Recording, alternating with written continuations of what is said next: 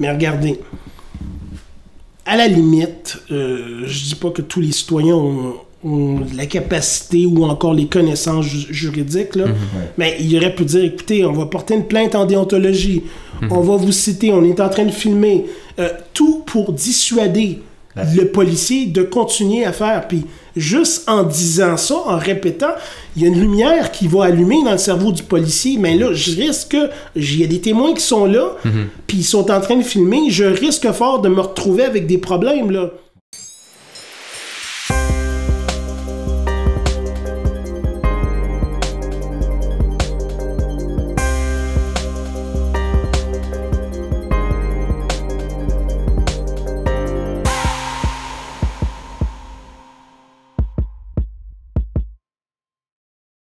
OK. Moi, comme vous nous avez dit, mon nom c'est Max Stanley Bazin. Je suis le nouveau président de la Ligue des Noirs du Québec. Mon rôle à moi, c'est justement d'assumer le rôle de président et de faire en sorte que la société actuelle évolue vers quelque chose de mieux. Actuellement, on a au Québec une problématique quand même assez sérieuse dans le sens que il y a toujours des problèmes de discrimination systémique. On a encore un problème de profilage racial. On a encore des problèmes avec les crimes haineux. Écoutez, là maintenant, ça se transforme, les crimes on dit la haine en ligne, là. C'est grosso modo, c'est ça. Et écoutez, là, il y a de la discrimination dans l'embauche, dans les emplois. Écoutez, là, on est pris avec ça et on doit réagir. Le racisme, c'est quelque chose d'important. Auquel on doit faire face. On a de nombreux défis et on doit réagir par rapport à ces défis-là. Ils sont toujours là, c'est toujours d'actualité. Donc, sous plusieurs facettes, dans le fond. Le jour où on s'était parlé, dans le fond, pour trouver un moment pour l'entrevue, vous aviez été justement élu à titre de président de la Ligue des Noirs du Québec. Est-ce que M. Dan Philippe vous a donné des conseils avant de vous laisser rentrer au poste? Il m'a pas vraiment donné de conseils particuliers. Il m'a dit d'aller de l'avant puis d'être présent. Donc, c'est surtout ça. Je vous dirais que il me connaissait, donc j'atterrissais pas de nulle part parce que quand même, j'étais là avant et j'offrais de l'aide à la Ligue depuis des années. Donc, Good. Si vous parlez un peu de la Ligue des Noirs, c'est qu'est-ce que vous faites, grosso modo, avec cet organisme-là? On est surtout un organisme qui aide les gens, c'est-à-dire qui les dirige lorsqu'ils ont certains besoins. Ce sont des besoins qui sont pas toujours les mêmes, mais nous, on regarde ça, puis on dit, bon, ben toi, tu devrais avoir tel type d'aide, et à ce moment-là, on essaie de diriger la personne vers la chose la plus adéquate pour elle en fonction de sa problématique donnée. Parfois, on va intervenir nous-mêmes en écrivant directement à la personne ou aux personnes qui sont responsables de la situation vécue, ou encore on va écrire un organisme qui est là pour réguler la situation. Donc, on intervient à ce niveau-là. J'en ai un exemple, c'est pas vraiment connu, mais on a déjà eu à intervenir par rapport au Collège des médecins. Et il y a des médecins qui se sont retrouvés à avoir, justement, du fait de notre intervention, à avoir, justement, à faire face à leur collège qui les a réprimandés. Donc, c'est vraiment genre plusieurs sortes d'aides. Ça peut être à la fois financière, que sociétale, que du racisme en tant que tel. Donc, est-ce que c'est vraiment ça? L'aide est différente. Là. C'est vraiment, là, c'est du cas par cas. Mais essentiellement, on est un organisme qui est là. On dénonce l'injustice. Et on dénonce justement les cas de profilage racial, on dénonce les cas de discrimination systémique, on fait en sorte que, et on le fait, je le précise, on le fait sur une base là, que égalitaire. On ne choisit pas, on va pas dire, ben ça va être juste les Noirs, là, vous me suivez? Parce que nous, on ne fait pas de discrimination. Donc n'importe qui peut venir, dans le fond. Oui, c'est ça. C'est bien qu'on serve principalement des gens de race noire. C'est déjà arrivé dans notre histoire et qu'on ait à servir des individus qui ne sont pas de race noire. Donc, ça peut arriver. Là, je donne un exemple. On est en 2020, donc la personne peut avoir un conjoint qui est de race blanche ou encore un conjoint qui est d'une autre race, puis il vient nous voir. Écoutez, on va le servir, là. Écoutez, là, il vient nous voir, là. Donc, on va pas dire, parce que toi, t'es pas noir, on te sent pas. Non, on fait pas ça, nous autres, là. Ouais. Donc, vous êtes ouvert à toutes les options, je comprends. Quel conseil est-ce que vous donneriez aux jeunes Québécois qui voudraient s'impliquer dans les batailles contre les inégalités? Ben, écoutez, moi, je vous dirais, premièrement, renseignez-vous. Prenez, il faut un regard objectif, pas juste subjectif. Vous prenez les renseignements là où ils sont, Internet, ou encore auprès des organismes officiels. Et par la suite, à ce moment-là, après avoir bien digéré les informations, là, vous pouvez soit vous associer à un organisme qui est déjà là, existant, ou encore vous-même intervenir et prendre les moyens pour dénoncer la situation dont vous êtes témoin ou dont vous êtes victime. Donc, c'est ça. Ben, il faut faire quelque chose, là. Il y a toujours une étape, là. Est-ce que c'est possible de donner du temps à la Ligue des Noirs, comme en bénévolat? On a déjà des bénévoles, là. OK. C'est-tu comme quelque chose...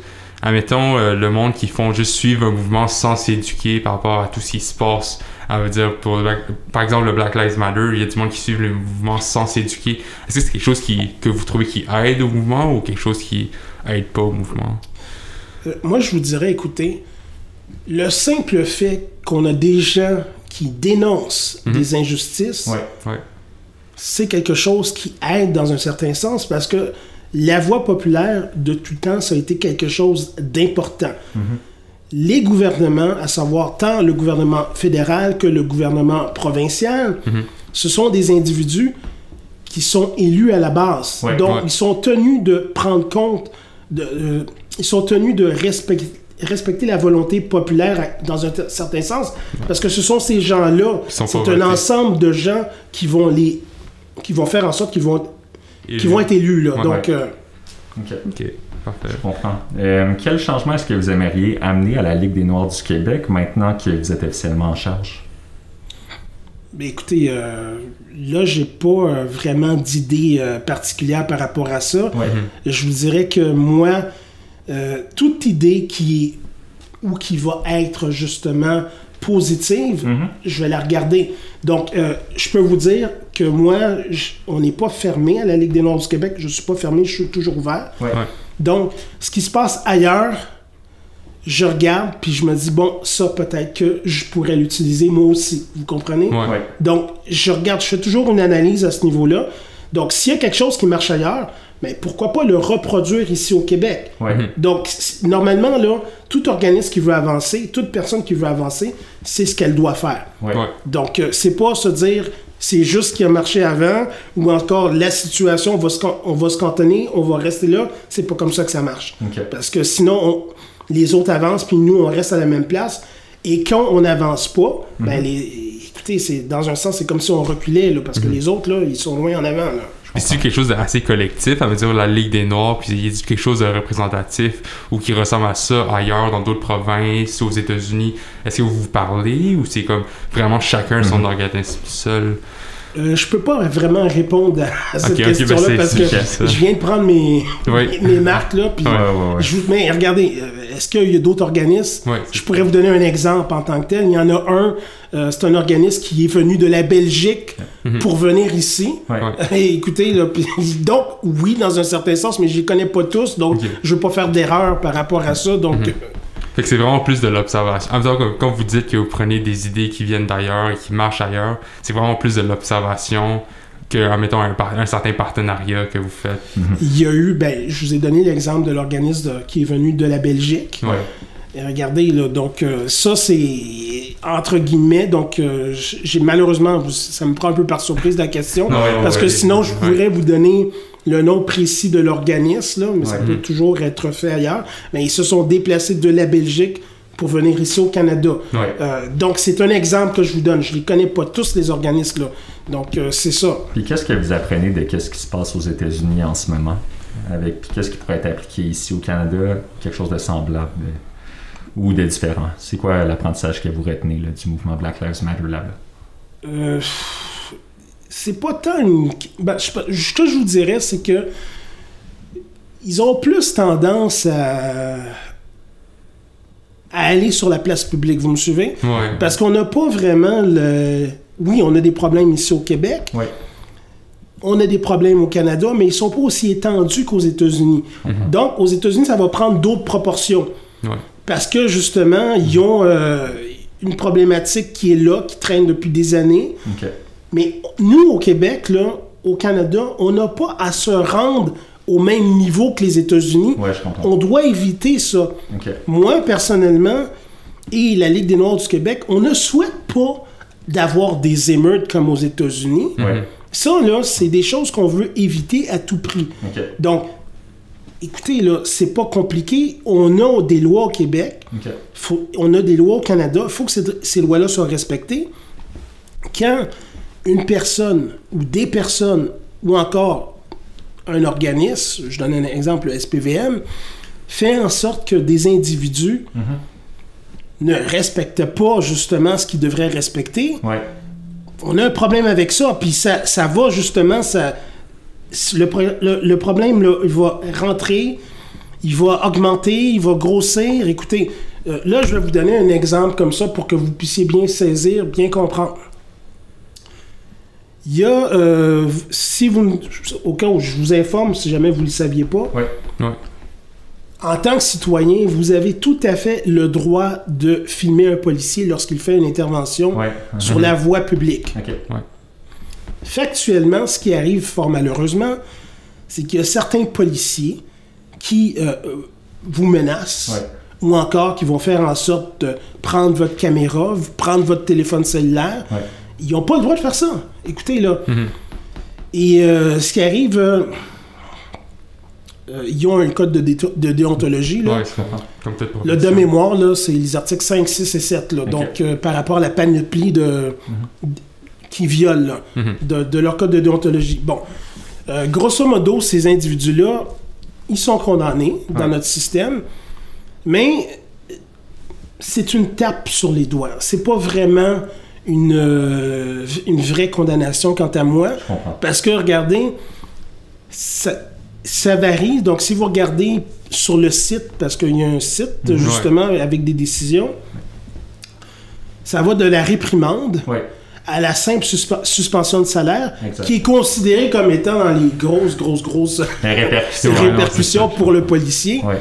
Mais regardez, si vous êtes suspendu pendant quelques jours, là, écoutez, là, on s'entend, là... ça veut pas tape sur les doigts. Oui, c'est ça. C'est pour moi, là, c'est une tape sur les doigts, là, puis il y a des risques sérieux de récidive.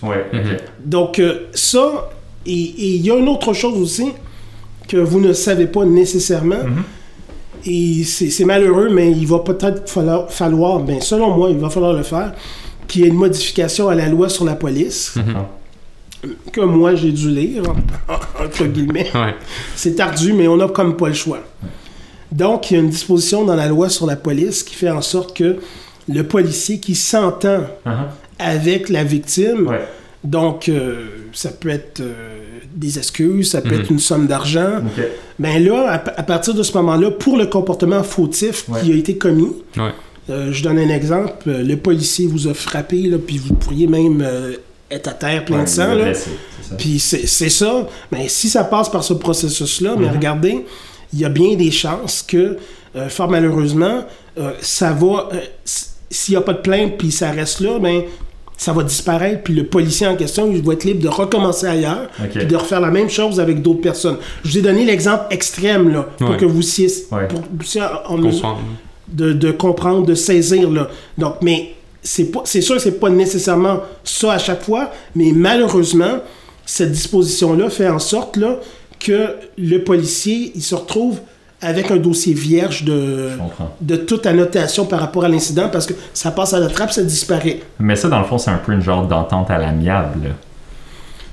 Oui, un genre d'entente à l'amiable. Entre le policier et la personne. Oui, mais c'est inscrit dans la loi. Je vous l'ai dit, il y a une disposition Mais est-ce qu'il y a un précédent, dans le fond? Est-ce qu'il y a un précédent sur les policiers si ça l'arrive? Parce que là, vous avez dit qu'il peut retourner ailleurs puis le faire à un autre endroit. Mais mais regardez, ça tombe sur le sens, là. Parce que ce qui arrive, c'est que l'incident en question ne fait plus partie de son dossier. Vous comprenez? Donc, ça l'enlève de ça. On peut plus l'utiliser contre lui par la suite dans d'autres procédures, là. Je comprends. Fait qu'avec la caméra, dans le fond, ça enlèverait cette option-là parce que tout serait filmé. Avec la caméra, mais regardez, même encore là, oui, tout serait filmé, mais regardez, c'est aux citoyens. Si vous avez quelque chose, là, vous devez porter plainte vous-même à la base. Contre, c'est votre devoir à vous. C'est vous qui décidez, est-ce que je porte plainte ou est-ce que je ne porte pas plainte? Il faut qu'il y ait une plainte. C'est ça. Puis encore là, dans le système actuel, la plainte, elle était adressée quand même. C'est encore le PVM qui va recevoir la plainte. Là, donc, j'imagine que genre s'il y a une entente, c'est un peu... Il y a une entente qui se fait sur place lors de l'infraction, on va dire, puis là, il y a quelque chose qui se passe, puis il n'y a pas de plainte, admettons. Mais là, c'est le risque que le public prend, entre guillemets. Les ententes ne sont pas nécessairement faites sur place. Là. Ça arrive après. Parce que je vous dirais que souvent, les victimes, ils réagissent pas toujours. Puis je vous dirais également que le système est fait de telle façon que, grosso modo, là, ça avantage les policiers. Donc, il y a plein d'avantages aux policiers. Il y a un délai pour porter plainte. Donc, après 1 an, vous ne pouvez plus porter plainte en déontologie policière. Là. Je comprends. Donc, c'est un autre exemple. Là. Donc, ça, c'est quand même une faille au système, dans un sens. Écoutez, on peut le définir comme étant comme ça. Moi, personnellement, je ne suis pas en accord avec ce délai-là. Et écoutez, il y a plein de choses avec lesquelles je ne suis pas en accord parce que, regardez, c'est comme s'il y avait 2 types de justice. Une pour le simple citoyen et une pour le policier. Donc, si vous faisiez la même chose que le policier, vous auriez à faire face au système judiciaire et vous auriez une sentence ou vous auriez ce qu'on appelle l'absolution conditionnelle ou l'absolution non conditionnelle. Mais regardez, là, il y aurait quelque chose, puis ce serait enregistré quelque part, il y aurait... Mais le policier, lui, il y a des échappatoires, donc c'est ça. Donc on se retrouve dans une situation où, et même regardez, le simple citoyen, là, il y en a assez.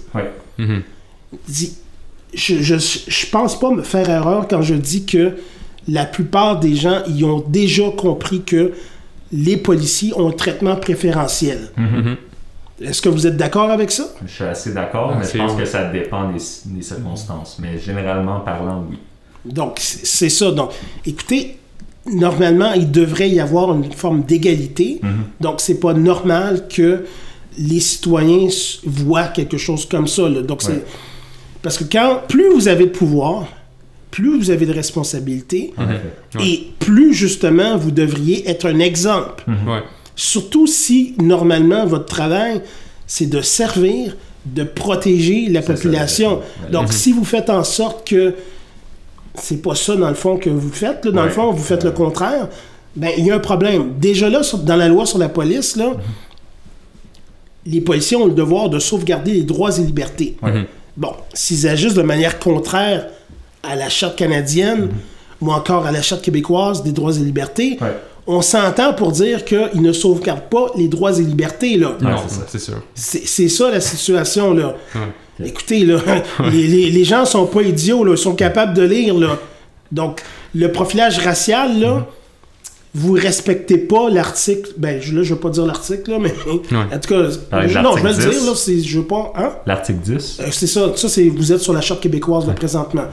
Le pendant, c'est l'article 15 de la Charte canadienne. Là.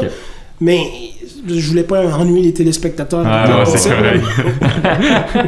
Mais ça, dans le fond, sur votre site, j'avais vu que vous aviez mentionné dans un communiqué qui était sorti au temps qu'il y avait eu l'affaire avec George Floyd, puis vous aviez une des lignes, dans le fond, c'était regarder et ne rien dire ou ne rien faire et se montrer complice. Est-ce que vous supportez cette position-là? Dans un sens, parce que tu sais, on voit la vidéo avec George Floyd que tout le monde est devant, comme vous aviez dit, on a le droit de filmer. Ça c'est aux États-Unis. Heureusement que ça a été filmé. Mais justement, heureusement que ça a été filmé. Mais le fait que là vous dites ne rien dire ou ne rien faire, c'est se montrer complice, ça aurait été quoi la meilleure façon d'agir pour un citoyen dans cette situation-là? Il y a des gens qui ont... Ils se sont pas contentés de ne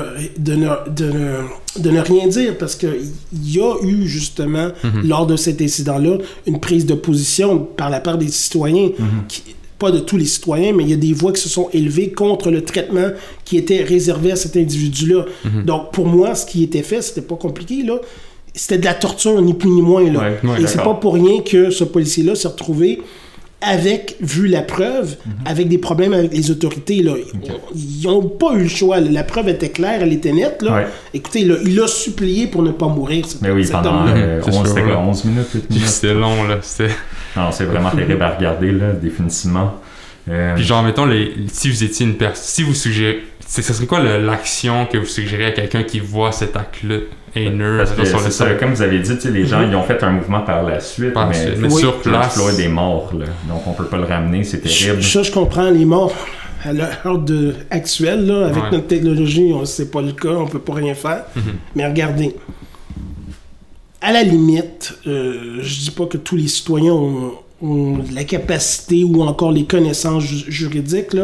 Mais il aurait pu dire, écoutez, on va porter une plainte en déontologie, on va vous citer, on est en train de filmer, tout pour dissuader le policier de continuer à faire. Puis juste en disant ça, en répétant, il y a une lumière qui va allumer dans le cerveau du policier, mais là, il y a des témoins qui sont là, puis ils sont en train de filmer, je risque fort de me retrouver avec des problèmes, là.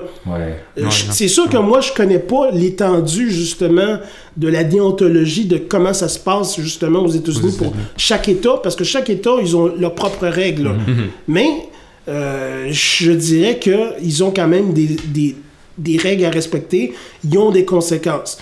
Mais ici au Québec, je dis bien au Québec, les conséquences pour le policier, même si grosso modo dans la loi ça a l'air bien beau, là, mais en pratique, là, c'est des petites tapes sur les doigts qu'ils reçoivent. Là. Puis moi, personnellement, puis la Ligue des Noirs, puis beaucoup de citoyens, ils sont vraiment choqués, ils sont vraiment... J'essaie de rester positif, là, mais regardez, là, il y a des choses qui ne passent pas et qui ne passeront jamais. Donc, écoutez, là, c'est malheureux, mais c'est ça, on en est là. Puis qu'est-ce que vous voudriez qu'il y ait comme changement pour les répercussions qui arrivent aux policiers dans un cas comme ça de négligence?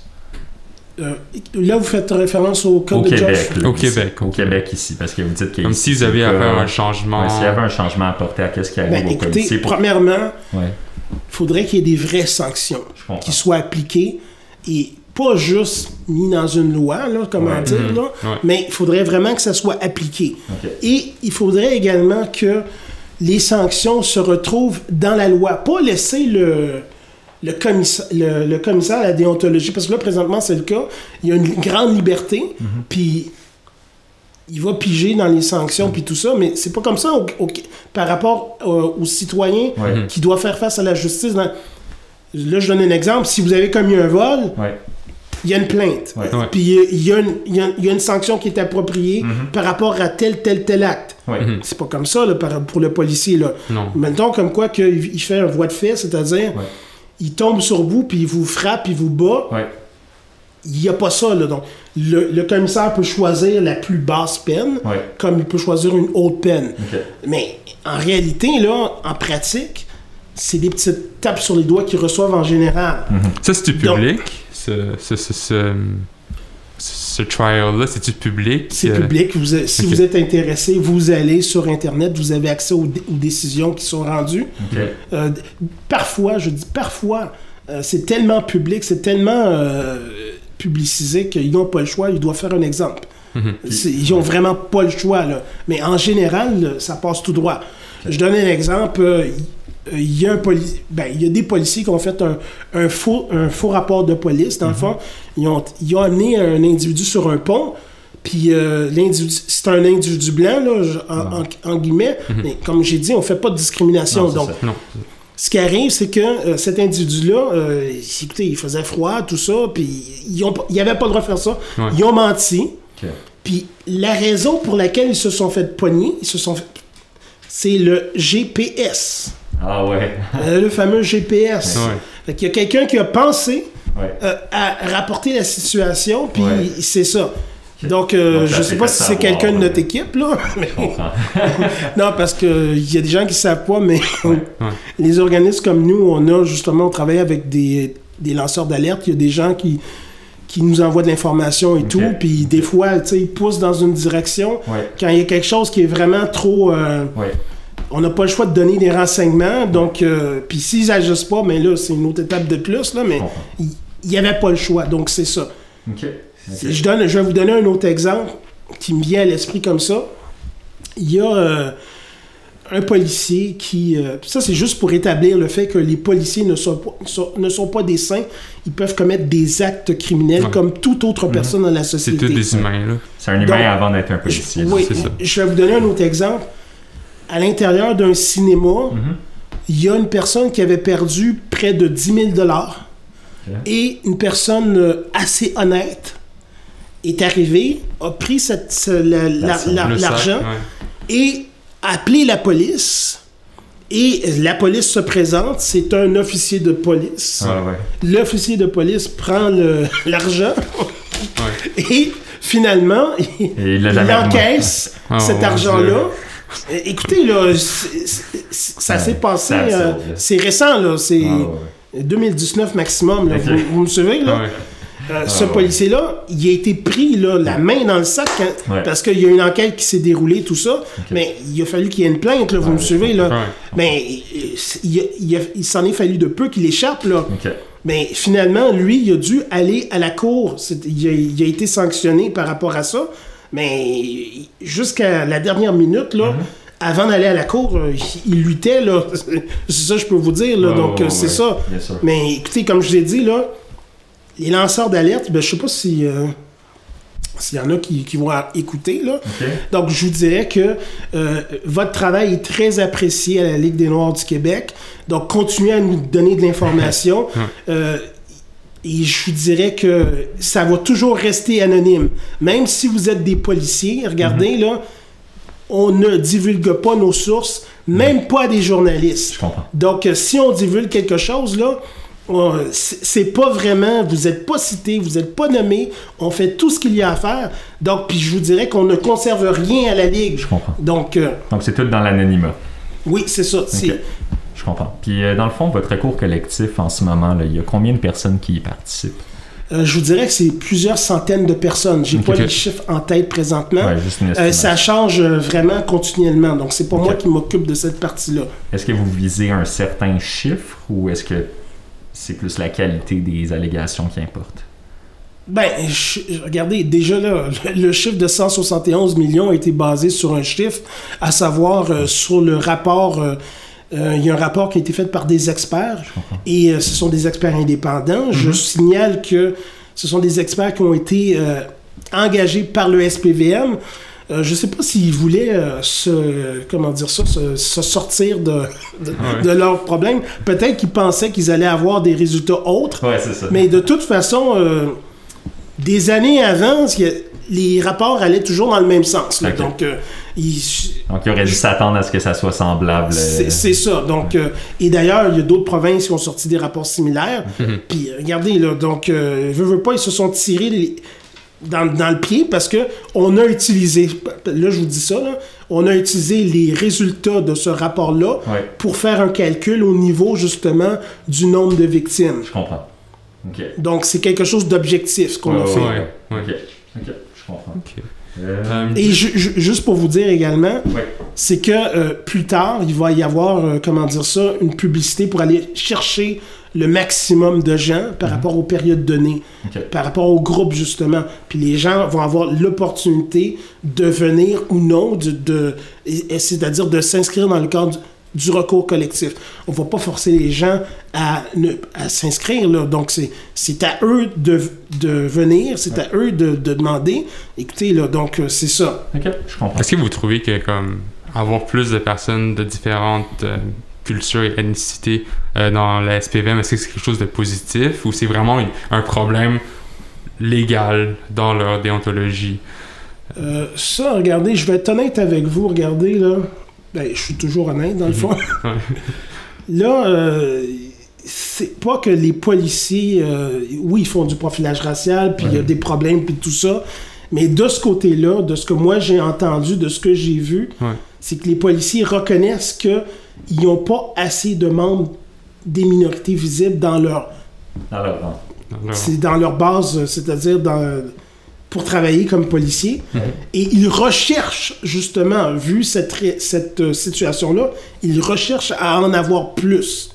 Donc, il y a un travail qui est fait, et même, je vous dirais qu'à la Ligue des Noirs du Québec, il y a justement une personne de la ville qui est venue et qui a lancé ça.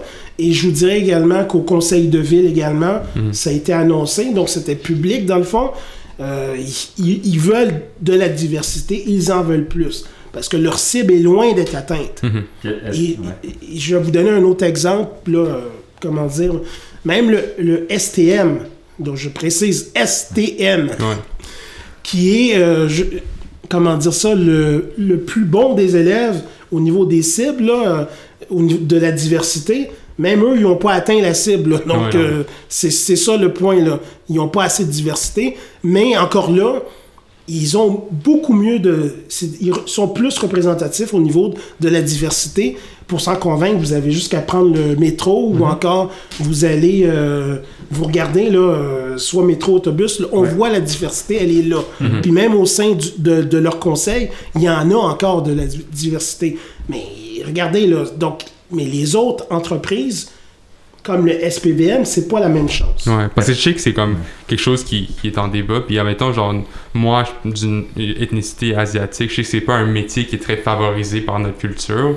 Je sais pas si c'est quelque chose que vous encouragez dans votre culture à vous, d'avoir plus de Noirs qui rentrent dans la SPVM, par exemple. C'est un problème de culture ou c'est quelque chose qui devrait être... je vous dirais que c'est pas un problème de culture à ce niveau-là.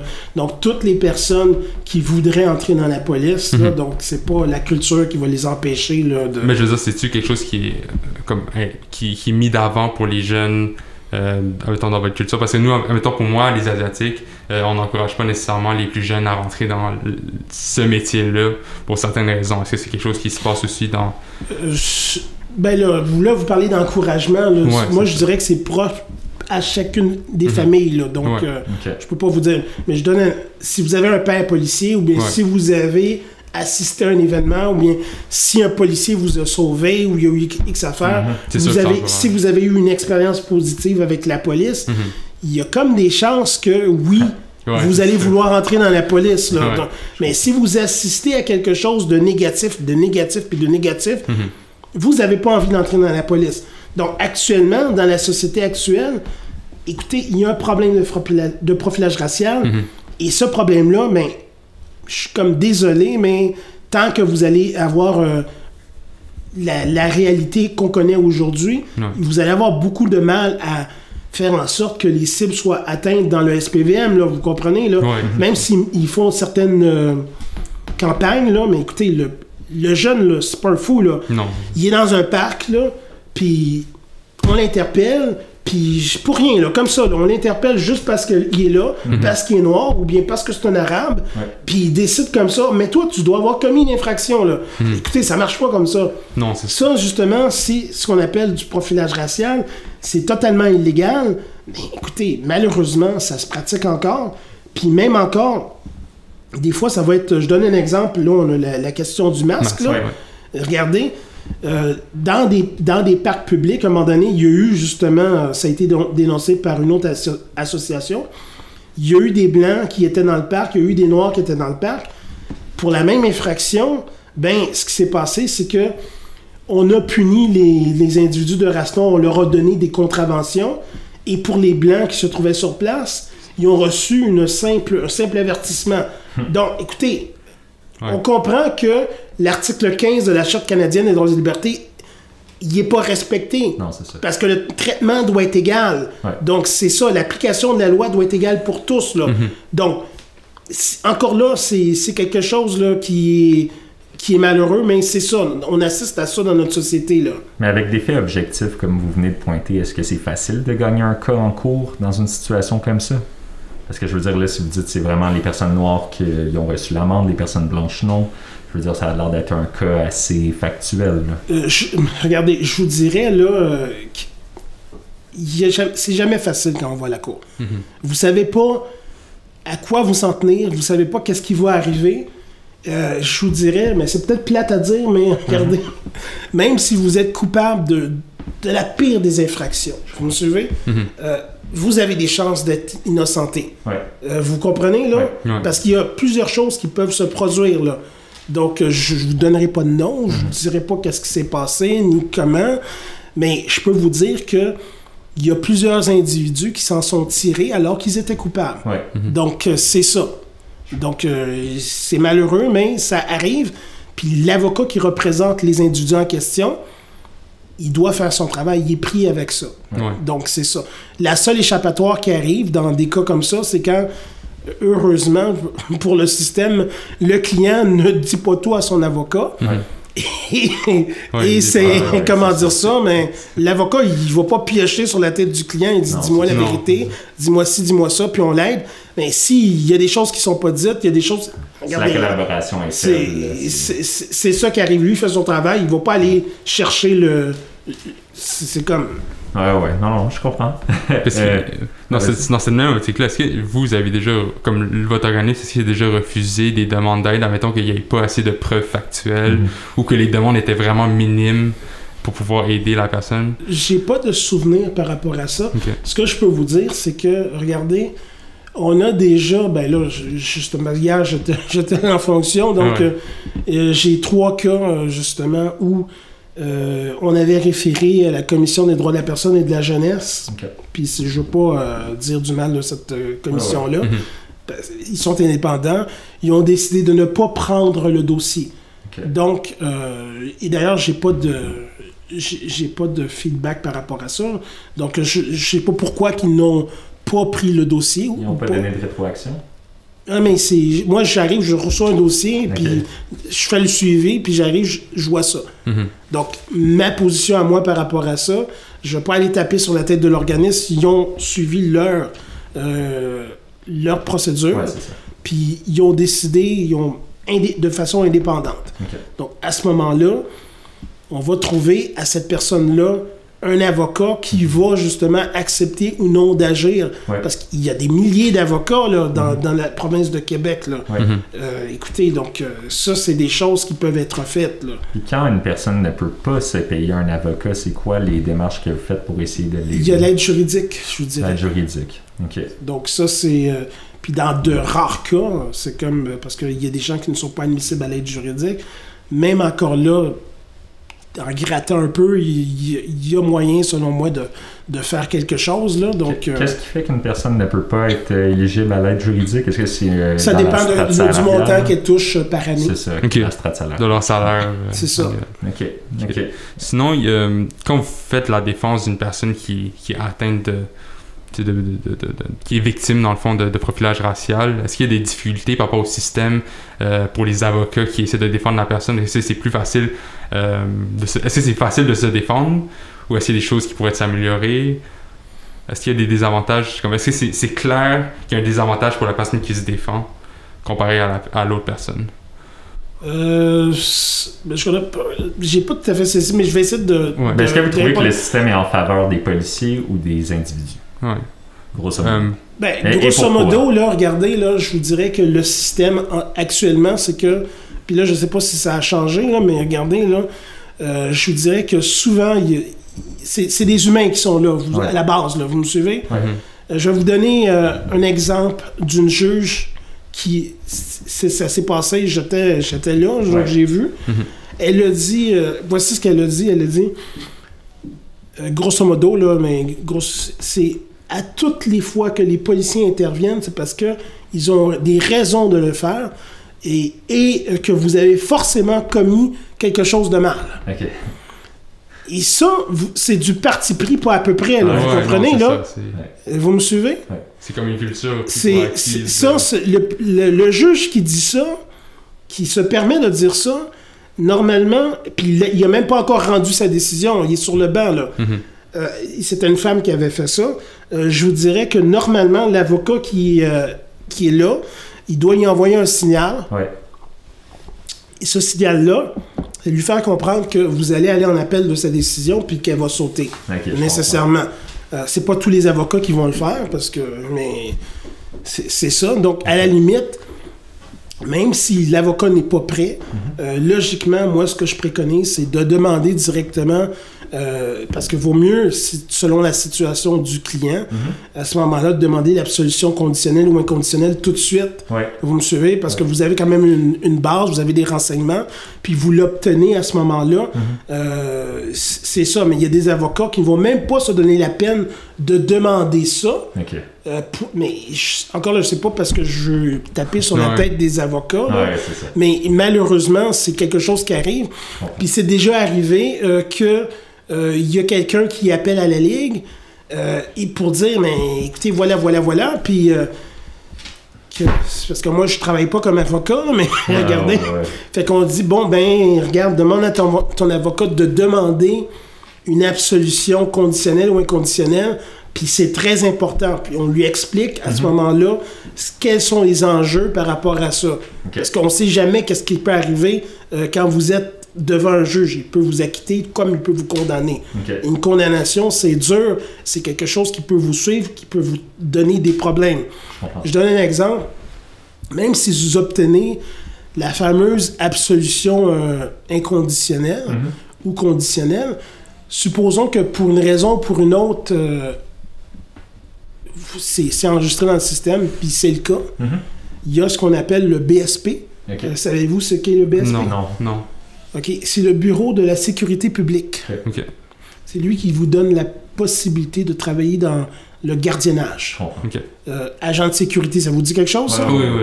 Bon, il y a une loi sur la sécurité publique. Je ne veux pas vraiment entrer dans la poutine, mais j'essaie de vous donner un exemple là, pour que vous puissiez... Quand vous avez été frappé, puis que même si vous avez été pardonné avec l'absolution, vous ne pourrez pas travailler pendant un certain temps, qui, je pense, c'est à peu près 1 an. Là. Je comprends. Donc, vous me suivez? Donc, ça donne une... Puis ça, ce que je vous dis ça, il y a des avocats qui ne savent même pas ça. Je comprends. OK, mais là, ils vont le savoir s'ils écoutent au moins.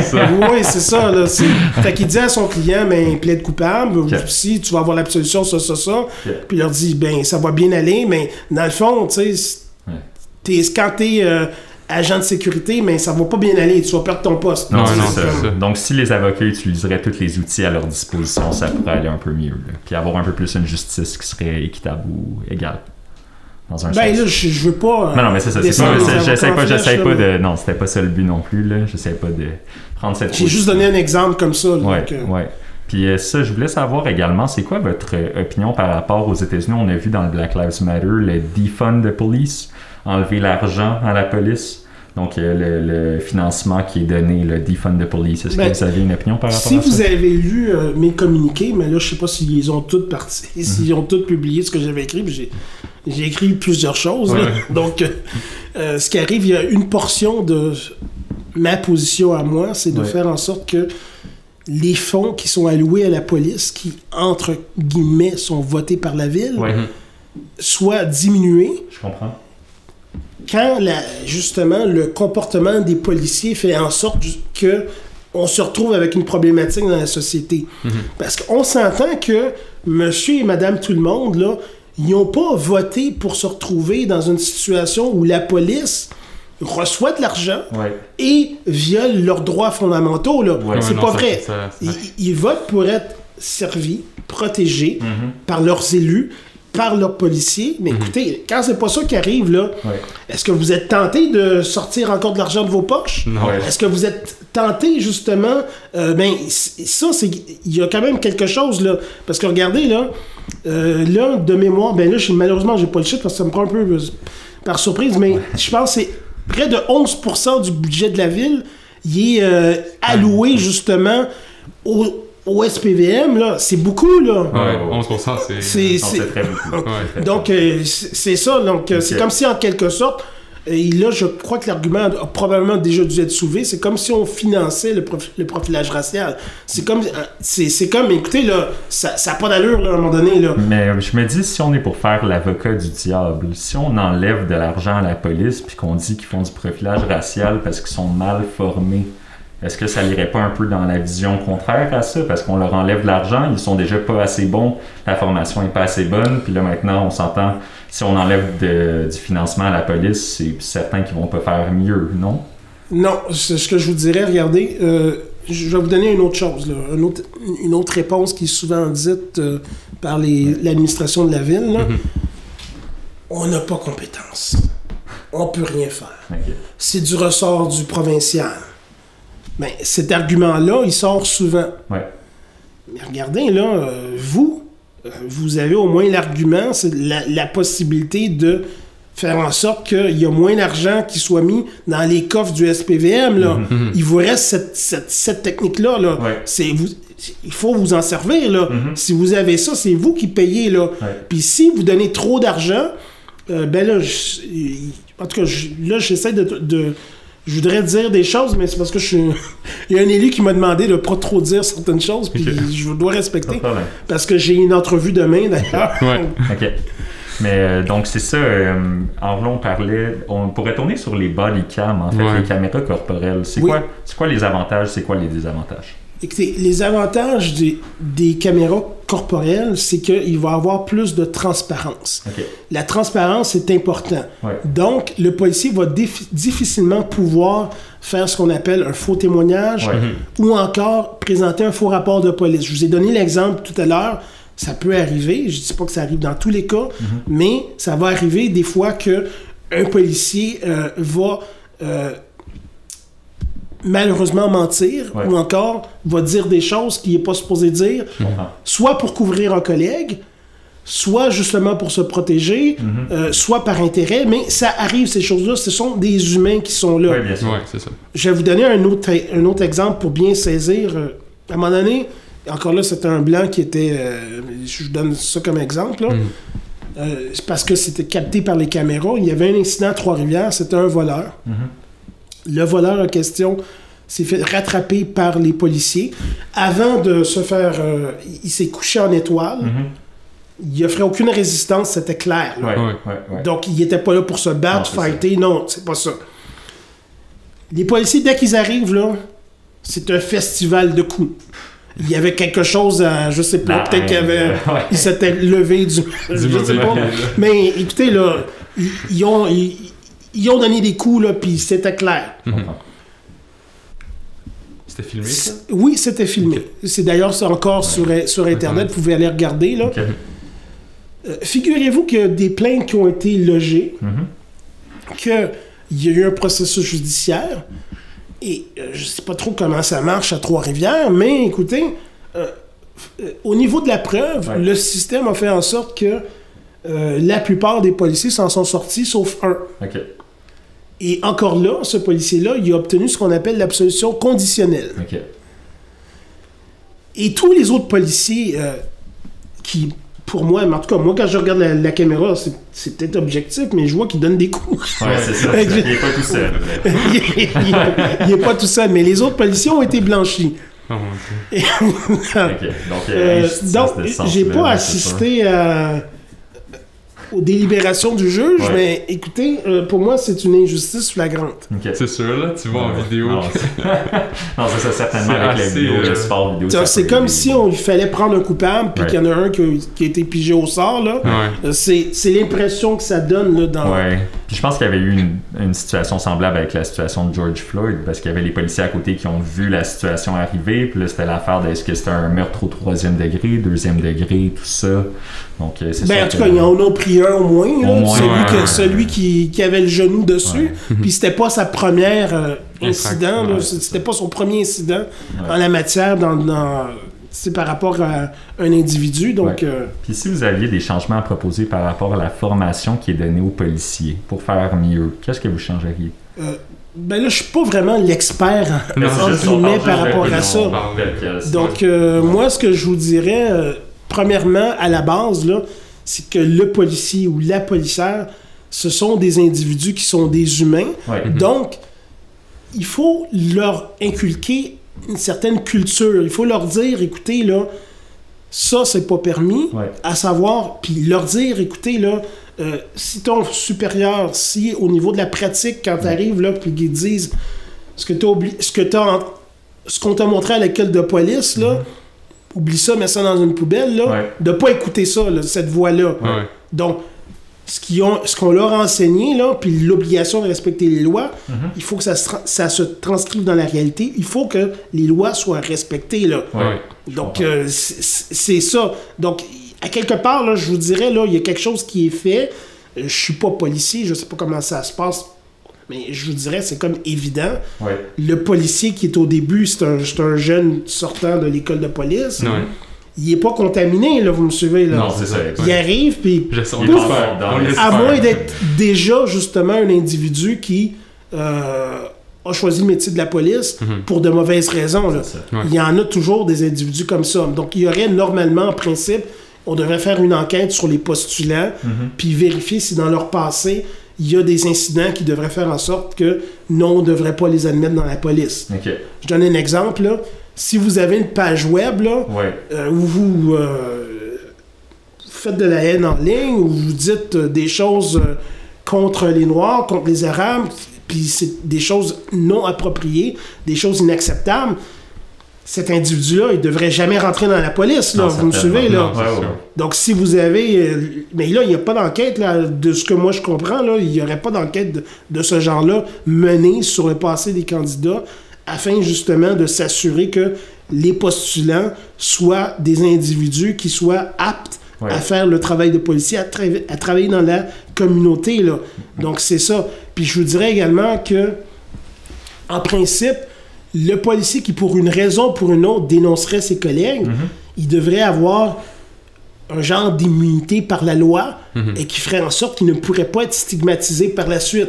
Oui, mais je pense que c'est à l'intérieur de la culture des policiers qu'ils le savent entre eux, puis après, il peut avoir des répercussions. Mais, non, mais justement, c'est à ça que je faisais référence. Là. Regardez, c'est comme si ils agissent en meurtre. Puis regardez, là, j'utilise le mot meurtre, c'est pas pour être péjoratif ou bien les... comment dire ça, les stigmatiser, là, c'est vraiment pas ça, mais dans le fond, ils ont comme une certaine cohésion de corps, puis quand ils font quelque chose de mal, c'est en groupe, puis souvent, il suffit d'un seul policier qui fait un acte répréhensible pour que les autres embarquent. Je comprends. C'est malheureux, mais c'est ça la réalité. Puis après, quand ça arrive, ils ont tous intérêt à se couvrir l'un et l'autre. Puis même quand ils n'ont pas tous participé, ils vont regarder ailleurs, ils vont faire autre chose, mais regardez, là, quand ça arrive, là, c'est dommage, mais c'est ça. Je vous ai donné l'exemple de Trois-Rivières, là. Regardez, là, c'est sûr qu'à un moment donné, à quelque part, là, moi, personnellement, et la Ligue des Noirs du Québec, et regardez, on regarde ça, puis on se dit, mais là, tu sais, c'est comme... C'est évident que le système doit changer, c'est évident qu'il y a des choses qui sont arrivées, puis écoutez, c'est ça, là. Mais est-ce que vous pensez que le port d'armes, c'est nécessairement une bonne chose? Parce que moi, j'avais vu, mettons, en Grande-Bretagne ou dans des pays comme ça, il y a beaucoup de policiers qui sont non armés, ils se promènent dans les rues juste avec la matraque, puis s'ils ont besoin de renforts, ils les appellent, puis ça évite d'avoir beaucoup de situations terribles, un peu comme on a vu avec George Floyd. Ben, George Floyd, c'était pas le cas, mais... Quand on regarde l'utilisation qui est faite des armes à feu par les policiers de nos jours, on peut justement se poser la question, parce que c'est pas vrai qu'à chaque fois qu'un policier sort son arme, que c'est nécessairement approprié. Si vous regardez le moindrement une intervention policière, objectivement, de l'extérieur, en la regardant, vous regardez le policier qui aborde le simple citoyen qui n'est pas armé, il présume que le citoyen est armé, est dangereux, et il a déjà la main sur son arme. Et là, je vous parle de quelque chose qui est réel. Là. Donc, et ça, c'est une pression énorme sur le citoyen. Là. Parce que dans le fond, faire ça, c'est comme si vous menacez. La réalité, c'est ça. C'est vous menacez le citoyen quand vous mettez la main sur une arme. Là. C'est ça la réalité. Là. Il y a des gens qui considèrent que c'est normal dans le cadre de notre société actuelle. Mais regardez, là, si vous voyez un individu qui est là, mettons, vous sortez de chez vous, puis il y a une main sur une arme à feu, vous allez considérer que c'est une menace. On va être anxieux. Oui, vous n'allez pas... Non, on va pas sortir de chez nous. Okay. On va fermer la porte puis rentrer. OK. Et je vais vous donner un autre exemple qui vient de me venir à l'esprit. De toute façon, il va y avoir une poursuite vraisemblablement par rapport à ça. Ça, je suis au courant de ça en raison de mon poste. Et c'était même avant que je sois le président. C'est des choses que je fais, comme je l'ai dit, j'étais actif là. Regardez, il y a une femme qui est diplomate. Diplomate, vous me suivez? Son mari, à l'époque, c'était un agent d'immeuble. OK.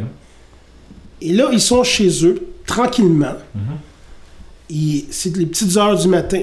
Il y a un individu qui est en état d'ébriété et qui, justement, pour une raison ou pour une autre, force la porte, c'est-à-dire une porte-fenêtre, là. Il la force, puis il rentre. Par infraction. Par effraction à l'intérieur du domicile. Mm-hmm. Quand vous êtes chez vous, vous êtes fondé à vouloir vous défendre si on vous agresse. Vous me suivez? Vous n'allez pas rester... non, c'est ça. Surtout quand vous avez des enfants en bas âge, là, vous comprenez? Vous devez défendre votre famille. Le pauvre monsieur, le mari de la diplomate, ce qu'il a fait, voyant qu'il y avait une menace objective et qui allait justement entrer dans le fond, qui allait menacer sa famille, il s'est contenté de montrer qu'il y avait une arme. Juste ça. Juste montrer. Qu'il y avait une arme en sa possession, une arme qu'il est allé chercher dans un coffre. Là. Il fait juste montrer ça. Vous me suivez? Eh bien, figurez-vous que le monsieur, en voyant ça, il est parti. Puis le chauffeur de taxi qui l'avait suivi, qui voyait bien qu'il y avait quelque chose, là, ils sont partis. Mais il y a eu un appel qui a été fait à la police. Puis on a parlé justement de l'existence de cette arme à feu-là, qui était légale, enregistrée. Vous êtes chez vous.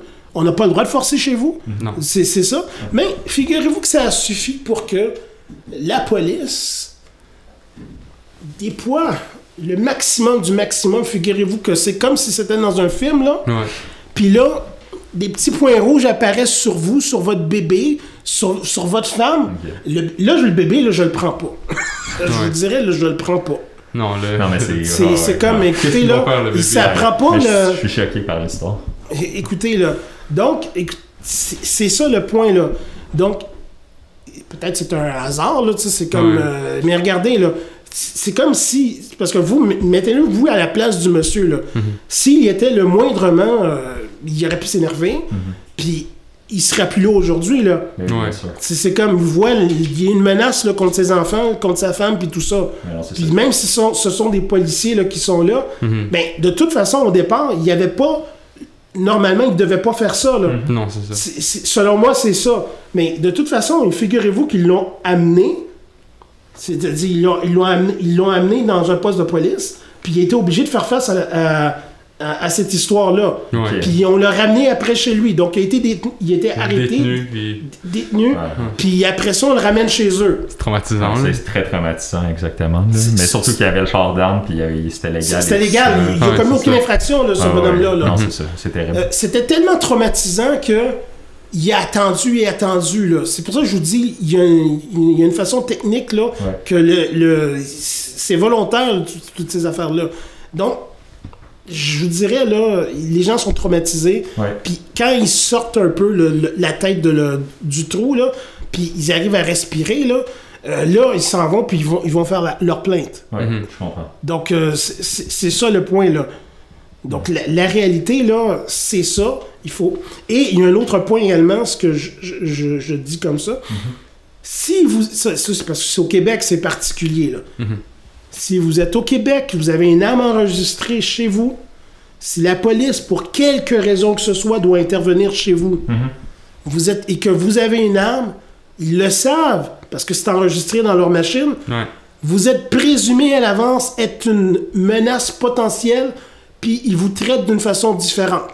Donc, déjà là, vous êtes considéré comme étant dangereux, puis à haut risque. Vous me suivez? Donc, c'est toute une dynamique différente, là. Malgré le fait que ça reste dans la légalité. Là, c'est ça, exactement. Donc, c'est le point que je voulais souligner, là. C'est-tu comme... Est-ce que vous pensez que pas avoir le port d'armes, c'est quelque chose de faisable dans la société d'aujourd'hui? Ben, écoutez... Ou c'est quelque chose qui met les polices trop à risque? Ben, j'ai simplement fait référence à la situation actuelle. Dans le fond, les policiers, là, ils devraient agir de façon correct envers le citoyen, là, puis prendre les renseignements avant justement d'intervenir, puis de faire ce qu'ils font. Là. Ouais. Donc c'est ça. C'est pas parce que justement il y a un individu qui est tiers, un étranger qui rentre chez vous, puis vous êtes la victime, là, que vous devez déployer tout ça. Là, ça n'a pas de bon sens. Là. Non, c'est ça. Écoutez, là, déjà au départ, là, c'est clair que vous savez, la personne est là, elle habite là, puis c'est une victime, puis vous la traitez comme si c'était le criminel. Ça marche pas. Là. Non, ça marche pas. Donc ça revient un peu à la question de quand je vous avais dit si ça valait la peine que les policiers portent leurs armes. Dans cette situation-là, ils étaient armés, on s'entend. Dans cette situation-là, ils étaient armés, et un incident malheureux aurait pu se produire. Ouais. C'est ça. Mais malheureusement, là, je veux dire, il y a plusieurs choses qui peuvent se passer. On n'a pas le contrôle sur tout, mais la formation policière, c'est important. Il y a des incidents qui peuvent malheureusement se produire à n'importe quel moment. Donc moi, quand je sors d'ici, là, ou bien je m'en vais à tel endroit, je sais que malheureusement, il peut se passer n'importe quoi. Ouais. On a un stress en tant que citoyen parce qu'on sait que les policiers peuvent intervenir par rapport à nous n'importe quand. Je comprends. Puis, est-ce que vous pensez que le plus gros changement doit se faire au niveau légal en tant que société ou au niveau idéologique? Dans le fond, c'est... Parce que vous avez parlé un peu plus tôt du fait qu'il y a des lois, mais que ces lois-là ne sont pas appliquées. Ben, les meilleures lois au monde, là, ils valent rien en pratique s'ils sont pas appliqués. C'est tout à fait normal, ça. Ouais. On a la Charte canadienne des droits et libertés. On a son pendant, la Charte québécoise des droits et libertés. Mais écoutez, il y a un niveau de preuve. Je ne veux pas trop entrer dans la poutine, comme on dit, là, mais c'est, comme on dit, là, c'est ça. Ouais. Mais écoutez, le policier, normalement, il sait qu'il devrait respecter ces articles-là. Oui. Mais écoutez, au niveau de la formation, là, il y a un manque quelque part, il y a quelque chose qui ne marche pas. Donc, on devrait éduquer le policier, on devrait lui dire, bon, dans telle situation, tu fais ça. Dans telle situation, tu fais ça. Donc, pas justement que le policier est livré à lui-même, puis qu'il commette des actes qui, manifestement, violent les droits et libertés des citoyens. Il y a des choses à faire. Ouais. C'est malheureux, mais c'est ça. Il faut faire ces choses-là. Puis on parlait tout à l'heure d'avoir plus de policiers noirs dans la SPVM et dans les autres organisations. Est-ce que de faire de la discrimination positive pour avoir plus de policiers noirs, c'est nécessairement une bonne chose selon vous? Moi, c'est pas plus nécessairement des policiers noirs. C'est qu'il y a une diversité. C'est ça qui est nécessaire, selon moi. Ouais. Donc, normalement, vous devriez avoir ce qu'on appelle, je dirais, le poids démographique là, dans une institution comme le SPVM. Donc, ça devrait refléter la société telle qu'elle est. Vous comprenez? Donc, il devrait y avoir des Asiatiques, il devrait y avoir des Arabes. Écoutez, là, c'est ça, même des Autochtones. Ça devrait se refléter dans la composition de la police. Tant au niveau de ce qu'on appelle la haute direction, qu'au niveau, justement, des agents de base. Ouais, donc, ça, pour moi, c'est une évidence. Et c'est pas juste le SPVM, là. Je parle des autres organisations, ça devrait être ça.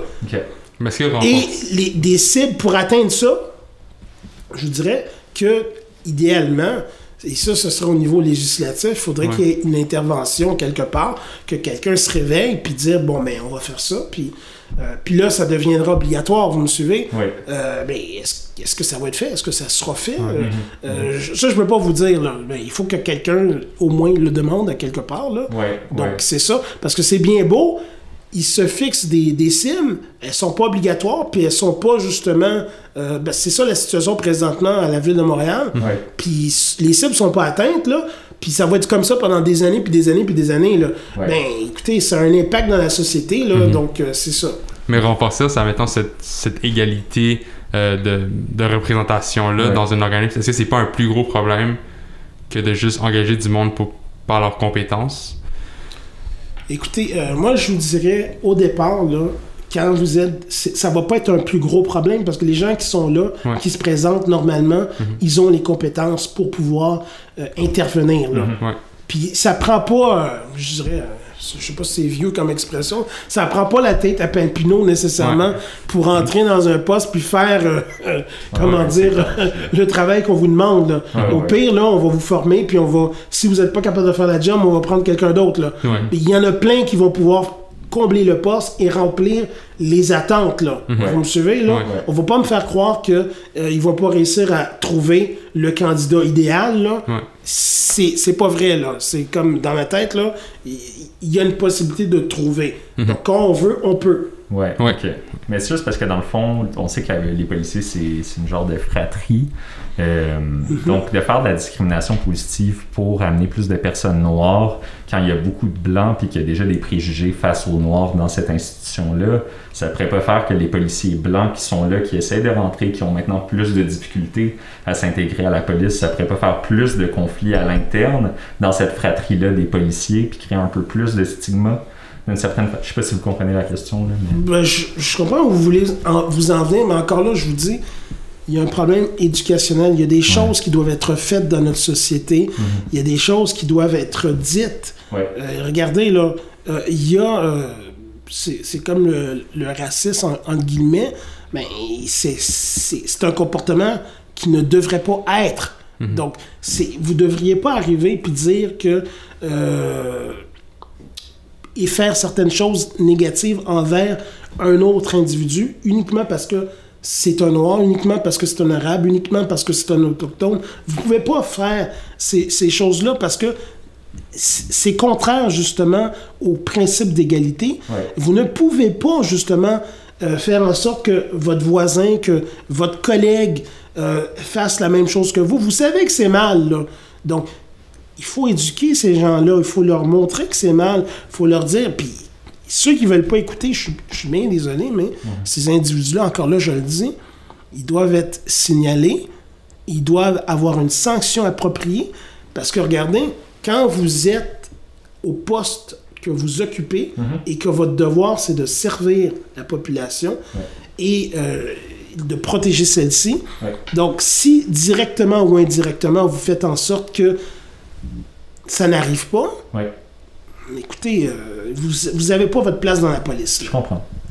Ben, je pense qu'on arrive vers la fin. Si vous voulez finir avec un mot pour les personnes qui veulent supporter la cause, petite remarque, conclusion, juste pour répéter un peu à notre audience qu'est-ce que vous faites à la Ligue des Noirs et tout ça, juste pour redonner. Puis comment vous supportez. Comment vous supportez, comment vous contactez, tout ça, juste avant qu'on conclue. OK. Bon, moi, je vous dirais, contacter la Ligue des Noirs, c'est relativement facile. Vous pouvez contacter la Ligue des Noirs du Québec via notre site Internet. Vous pouvez également nous contacter au 489-3830. C'est notre téléphone cellulaire. Non, pas cellulaire, je veux dire notre téléphone attribuable, c'est un fixe. Et à partir de ce moment-là, vous avez la possibilité de pouvoir rejoindre la Ligue par rapport aux problèmes que vous avez. Et si vous voulez avoir de l'information, on peut transmettre de l'information. Si vous avez une situation, on va examiner la situation et on va vous référer là où est-ce que vous devez être référé. Donc, grosso modo, c'est ce qu'on fait à la Ligue des Noirs du Québec. Et également, je pourrais vous dire qu'on offre aussi, par rapport aux jeunes, il y a des cours qui sont offerts.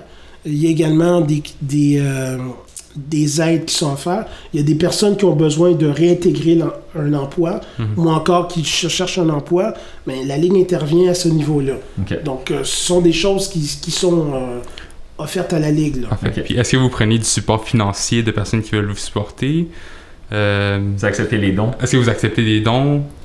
Ou c'est vraiment... Oui, je vous dirais qu'on accepte les dons. Je sais parce que je suis pas rentré dans cette dans cette partie-là, mais je sais qu'il y a des gens qui nous ont offert des dons. Là. Il y a des compagnies là, qui nous ont dit mais trouvez-nous un programme, là, puis on les a même pas. Vous comprenez là? Donc parce que eux, ces compagnies-là ont reconnu l'apport de la Ligue des Noirs du Québec. Et d'ailleurs, je l'avais pas mentionné parce que je vous dirais comme quoi que notre précédent chef, justement, on a été reconnu par l'Assemblée nationale. Donc, vous me suivez? Parce qu'on a toujours agi, on a fait des choses, et c'est pas tout le monde qui reçoit juste une médaille de l'Assemblée nationale. Là. Non, félicitations pour ça. Premièrement, c'est super bien. Là. Puis je voulais également dire aussi, avant qu'on arrive au sponsor, que nous, quand on a fait cette série-là, le podcast, on a essayé d'avoir des policiers sur la chaîne, puis ça n'a pas fonctionné. Alors je voulais juste vous remercier avant qu'on termine d'avoir pris le temps de s'asseoir avec nous puis de discuter de ces enjeux-là. Ça en dit beaucoup pour nous, puis c'est super gentil de votre part. Alors pour conclure l'émission, on va faire un petit... mais en fait, juste pour le sponsor. Donc pour cette vidéo-là, on a un sponsor pour les masques, vous voyez, comme moi et Charles on porte. Le pendant masqué. Par le pendant masqué. Donc si vous voulez un masque, ils ont des super de beaux tissus. C'est une compagnie 100% montréalaise et qui vient de commencer durant le début de la COVID. Donc si vous cherchez un masque, n'hésitez pas à les contacter et ça les ferait plaisir. Alors merci beaucoup, encore une fois. Parfait. Oui, parfait.